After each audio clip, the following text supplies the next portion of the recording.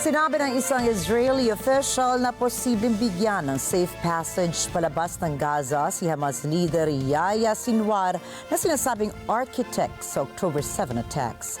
Mangyayari niya lamang ito kapag mapalaya na ng Hamas ang lahat ng natitirang hostages na hawak ng militanteng grupo.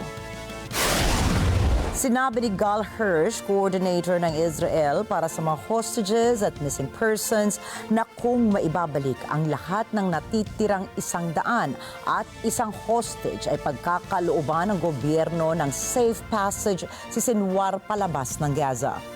Dagdag ni Hirsch na ang kabilang sa mga kondisyong ito ay ang demilitarization at deradicalization ng Gaza.